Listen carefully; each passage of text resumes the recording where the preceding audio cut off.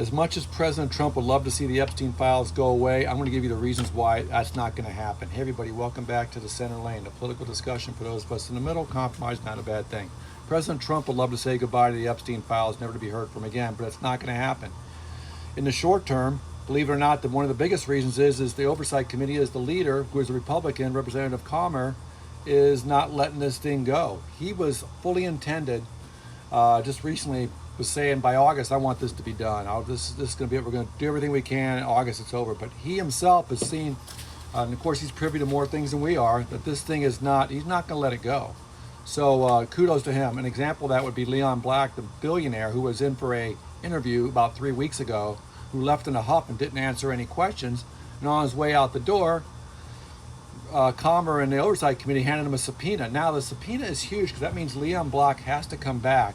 And not only that, and testify under oath now, but the biggest thing apart that is he has to bring in the NDAs that he had some of the victims sign. See, a lot of these victims aren't testifying because they haven't been subpoenaed and they have NDAs because they settled with some of these guys that did some of this stuff back in the day. But a subpoena overrides that. So Leon Black has to come back with his lawyers and the NDAs that he passed out to some of these girls. It's going to be mind-blowing when that happens, okay? So Comer also said that not only is that coming up and we have to reschedule, but he wants to talk to some people again. He goes, the more people we're talking to, and I want to wrap it up by saying, no, I got to talk to this one, I got to talk to this one. So he really is on board, and I tip my hat to him because I really thought he was part of the problem with this whole investigation. But for whatever reason, maybe he has his conscience, or maybe because his term is up or something, with the new in January 6th, he'll be out. So that's good for the short term. And for the long term is if the Democrats do get the House, which it looks like they're going to, Robert Garcia is going to be in charge of the Oversight Committee, the Democrat. And he's one of the, if you see him on TV all the time, I mean, he's really beating the drum on this thing, and he wants to get to the bottom of it as well. So the baton's going to get passed to a person who's even more influence. Yes, he's a Democrat, but that's not really the point here. It's just another person that really wants to get to the bottom of it and hold these people accountable. So this is going for the long haul.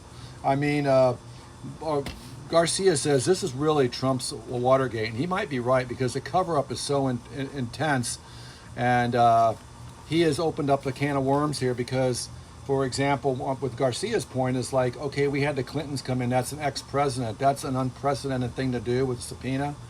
So Trump probably can't be subpoenaed while he is president, but in 2 years when he's out, he's going to be subpoenaed. He's going to have to go in front of there under oath. And so his name's all over that files. And what his guilt, I'm not sure what his guilt or what his part in this whole thing is. He's certainly guilty of trying to cover it up for whatever reasons. We don't know that exactly. But also Garcia is going to be all over the DOJ because they have not been doing their job. And Todd Blanche, if he makes it through his confirmation, which is coming up next week, on the 15th, that'll be something interesting as well. He's going to go and see if he can become the full-time confirmed Attorney General, and I don't think he's going to make it, quite frankly. He's got enough enemies on both sides of the aisle now that's going to be very tough for him to get confirmed in the Senate. Plus, you got a couple senators going out, Cassidy and Conner and all those guys.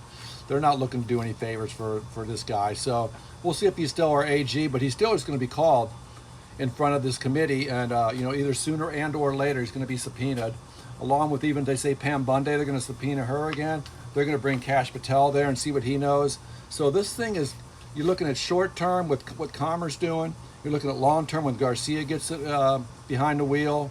And we're going to get to the bottom of this, guys. And we're going to see, hopefully once and for all, what is going on. These people be held accountable and this two-tier justice system, put that to bed. Trump is trying to mess with the elections right now. He does not want the Democrats to win the House because he knows this is coming. So he's tried some nefarious things. When interference, he kept that Polto guy as his cabinet member for intelligence. Remember, he's the guy that was the housing guy that was only supposed to be there for a week or two.